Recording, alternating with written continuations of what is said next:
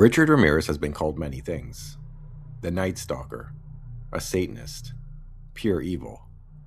Some people even called him the devil himself, and honestly, I understand why. The horror began in June 1984. Los Angeles was under siege. Death waited in the dark at the hands of a man they called the Night Stalker. Were so sadistic and brutal that even experienced detectives were shocked.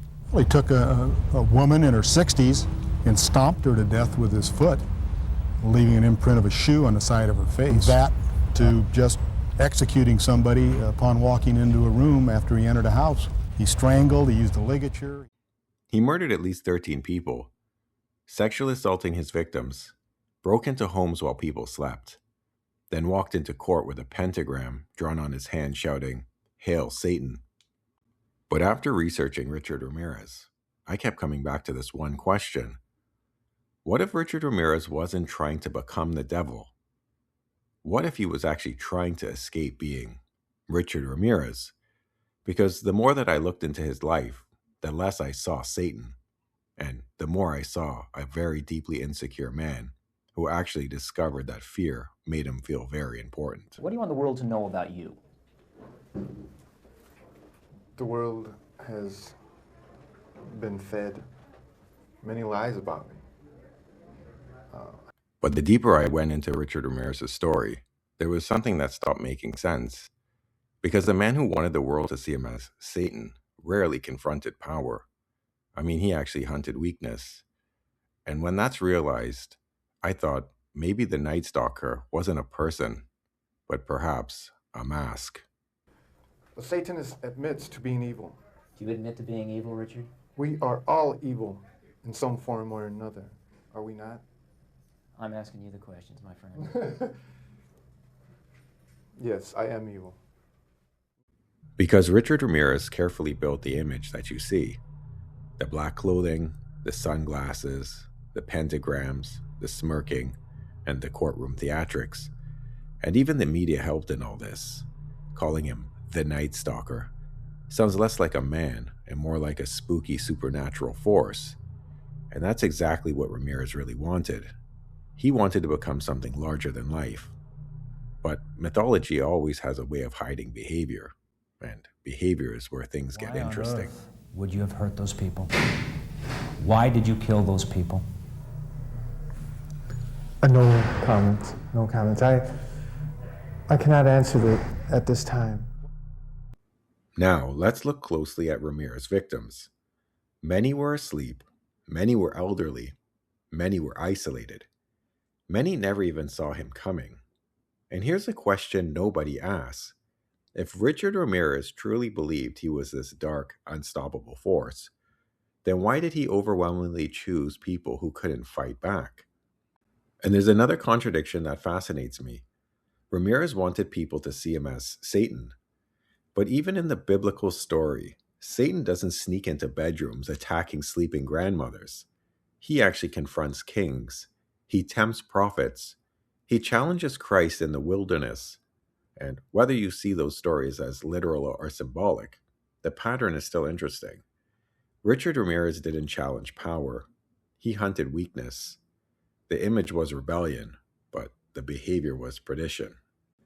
And the more you start looking into Richard Ramirez's life, you start to see that his childhood was not easy at all. He actually grew up around violence. He suffered several head injuries as a child. Even his cousin Miguel, a Vietnam War veteran, reportedly exposed him to graphic stories and photographs of the war and openly discussed rape and murder. And believe it or not, as a teenager, Ramirez actually witnessed his cousin Miguel shooting and killing his own wife. And none of these are excuses for what he became. I mean, millions of traumatized people around in the world and never harm anyone. But it may explain why violence became so normal to him. Because Ramirez spent much of his early life as an outsider. He was a drifter, an addict, a little petty criminal, basically a nobody. But then he discovered something, that people were generally terrified of him.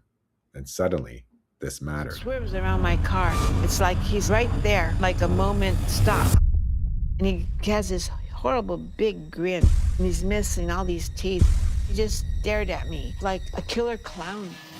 Psychologists have long observed that some people build grandiose identities to compensate for feelings of inadequacy or emptiness. We can't diagnose Ramirez from afar, but his life raises an interesting possibility. Maybe becoming the Night Stalker wasn't the goal. Maybe escaping ordinary Richard Ramirez was. Now watch this carefully. The interviewer challenges Ramirez. He pauses, looks away, smirks, and thinks. Then the persona comes back. Freeze the frame if you have to, because for a split second, the mask slips off. You don't see the devil. You actually see a man protecting his identity. Because people who build larger-than-life personas often become extremely protective of them. Because if that image actually collapses, they're forced to confront who they are underneath. And for many years, he actually expected people to believe he was Satan himself. You're good at reading your script, Richard, but you're not much at answering my direct questions. A lot was made. But in moments like this, the performance becomes visible. And I truly think that's one of the few moments where we see Richard Ramirez rather than the Night Stalker. And then we arrive at the ending. Not a final stand, and not out in a blaze of glory. Richard Ramirez was recognized in East Los Angeles after the police released his photograph. Ordinary citizens chased him down. They caught him, they beat him bad, and waited for police. Now think about that. The Night Stalker, the man who terrorized sleeping strangers, now running from ordinary people. And once people stopped being afraid, the mythology disappeared. Maybe that's why Richard Ramirez still fascinates us today. We want evil to look supernatural. Safer that way. Because if monsters are supernatural, then they're different from us. But the fatal detail is that Richard Ramirez wasn't the devil. He was deeply damaged, deeply insecure man who discovered that fear gave him something he never had before.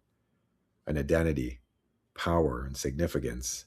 He spent years trying to convince the world he was Satan. But perhaps Satan was never the point, but fear was. Because without fear, Richard Ramirez had to confront the person underneath the mask. And maybe that was the person he feared the most. Yeah, we will. What have you been arrested for?